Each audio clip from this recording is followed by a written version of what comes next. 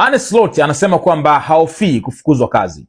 Swala la kufukuzwa kazi sio kitu ambacho anakiwaza. Hafikirii kama Liverpool wanaweza kumfukuza kazi. Anaamini bado uongozi wa Liverpool una imani na mikakati yake na mpango wake na plani yake ama project yake ya kuhakikisha anaipatia mataji Liverpool. Sasa ameongea of course kuelekea kwenye game ya weekend hii hapa na West Ham, akisema kwamba hofu yake kubwa ni jinsi gani anaweza kairudisha timu kufanya vizuri, lakini hawazi mambo ya kufukuzwa kazi. Nafikiri itakuwa ni ngumu sana sasa hivi kwa Arne Slot, hata kama kweli anaamini anaweza kaisaidia hii timu, kwa sababu sasa hivi yuko under pressure.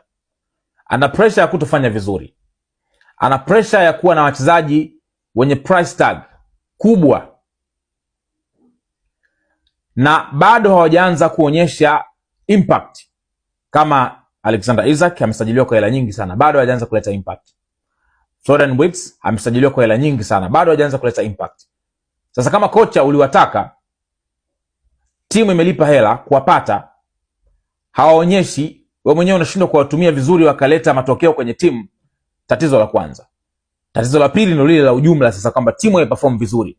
I don't know atawezaje kutoka katika kipindi hiki, lakini ni kipindi kigumu sana kwa Arne Slot ambaye sidhani, unajua kwa vipigo ambavyo Liverpool amepata jana, pia kupoteza mbele ya PSV kwa goli 4-1 nyumbani.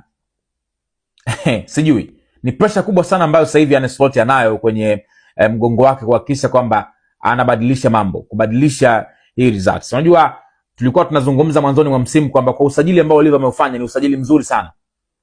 Usajili ambao tunategemea kuona akikompete kwa nguvu kubwa kwenye makombe yote, ligi, UEFA, kila kombe ambalo anaingia, kwa sababu alikuwa na kikosi kizuri. Sasa imagine kile kikosi sasa hivi ndio kimeifanya timu inaendelea kushuka chini. So sijui, lakini najua ana kazi kubwa sana ya kuhakikisha anabadili haya matokeo, kubadili mazingira ya performance ya Liverpool, and I don't know how anaweza kufanya hiyo katika hali hii ya pressure kubwa. Let's just wait tuone weekend hii itakuwaje. Lakini niwakumbusha wale wote ambao mnafikiria uwekezaji, Keka App bado ipo, inapatikana Play Store na App Store. Download Keka App, huko utapata mikeka, utabeti na mwisho siku maisha yako yaweze kuendelea kupitia uwekezaji wa namna hii, au sio? Make sure unafanya hivyo kwa wewe ambaye unafikiria mambo ya mikeka.